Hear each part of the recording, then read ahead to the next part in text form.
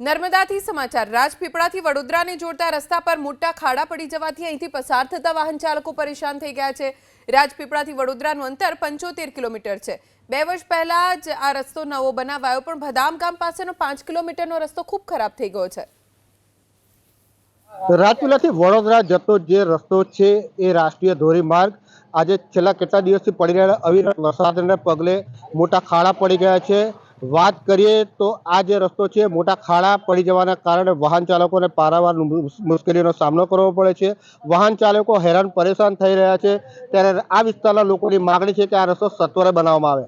Kanaksinh માત્રોજા, ABP અસ્મિતા, નર્મદા। રાજપીપળાથી બદામ road જે વડોદરા તરફ જઈ રહ્યો છે એ રસ્તો એટલો બધો ખરાબ થઈ ગયો છે। કોઈ પણ ગાડી, નાનામાં નાની ગાડી, બાઇક પણ અંદર ખાડામાં દેખાય ના એવા મોટા મોટા ખાડા થઈ ગયા છે। એટલો મોટો ખરાબ રસ્તો છે કે એનો કોઈ સીમા નથી। આ રસ્તો ચોમાસાને લીધે અત્યારે બગડે જેવું નથી, ક્યારનો બગડેલો, અને ચોમાસાને લીધે તો પૂરેપૂરો ખલાસ થઈ ગયો છે। આ રસ્તા માટે સરકારે તો પ્રયત્ન કર્યા છે, સરકારે ગ્રાન્ટ પણ ફાળવી છે, પણ આરએનબીના કંઈક કારણોસર આ રસ્તામાં કંઈક પ્રોબ્લેમ થયેલો છે અને આ રસ્તો બનતો નથી। રાજપીપળાથી બરોડા જતો રસ્તો ભારે વરસાદને, અતિશય ભારે વરસાદને કારણે વધુ પડતો નુકસાનકારક થઈ ગયો છે અને જેથી નુકસાનના લીધે વાહન ચાલકોને તકલીફ પડે છે, વાહનોને પણ ઘણું મોટું નુકસાન થાય છે અને રોડ ઉપર નાના મોટા એક્સિડન્ટો પણ થાય છે।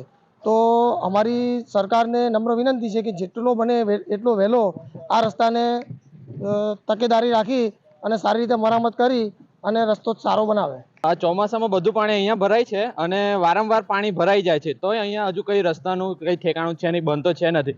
રાતના બી ગાડી ચલાવવાની એટલી તકલીફ પડે છે, ટ્રકો વાળા સામેની સાઈડ ઉપર આવે છે તો અમારે ટુ વ્હીલ વાળાએ ક્યાં જવાનું? એટલા બધા ખાડા છે અહીંયા।